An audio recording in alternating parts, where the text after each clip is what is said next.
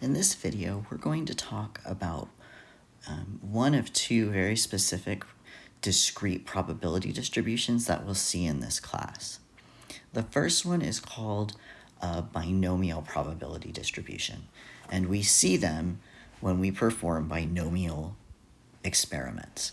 So binomial experiments and binomial settings have four characteristics. The first is the binary condition. And what that means, we know the prefix bi means two, is that there are only two possible outcomes.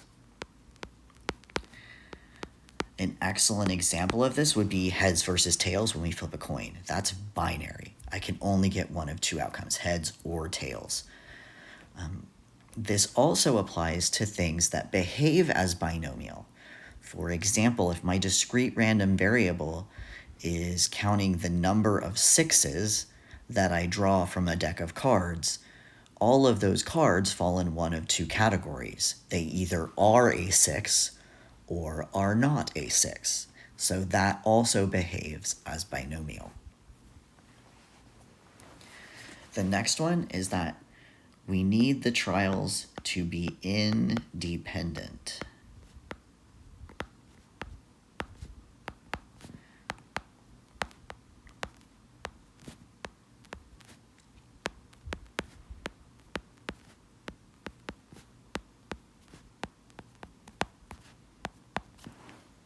Coin flips are independent.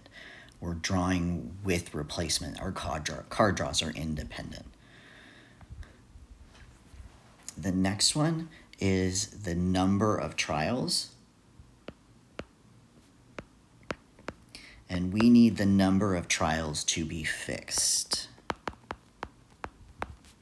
And when we say fixed, we mean known, specifically known ahead of time.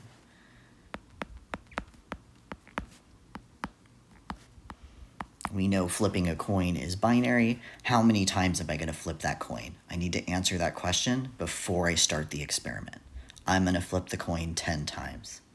I'm going to flip the coin 20 times. I need to decide that ahead of time. And then the last is same. We need the same probability of success for each trial.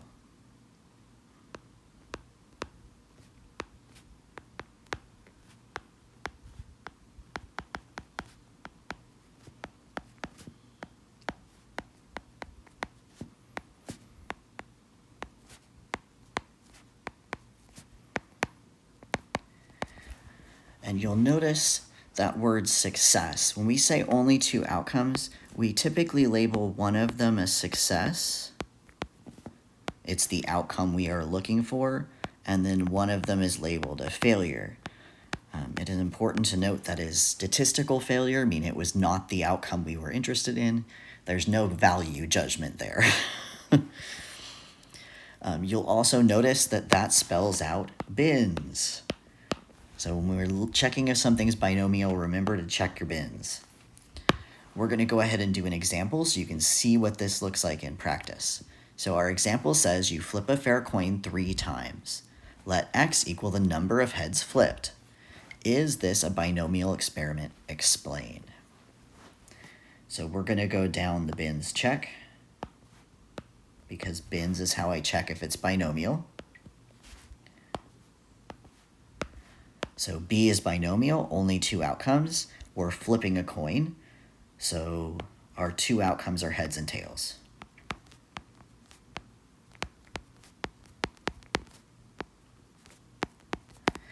And I'm going to come in here and label those. X is counting the number of heads, so head must be our success, and tails must be our failure.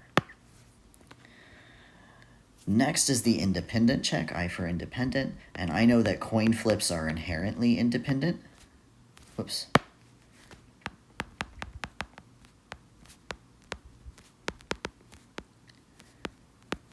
And I know that because coins don't have memories, they don't remember what you flipped last time, so it doesn't matter if you flipped a head on the first go. It's still 50-50 on the second go. Next is number of trials. We need a fixed number of trials, and in this case, we are doing the coin 3 times, so 3 trials, 3 flips of the coin. And we typically call that n, lowercase n, when we do this. And then the last is the same probability of success for each trial. And remember, success is heads. So what is the probability of getting a heads on each flip? And we know that probability is 0.5 for each trial. So we meet the Bin's condition. This is a binomial setting.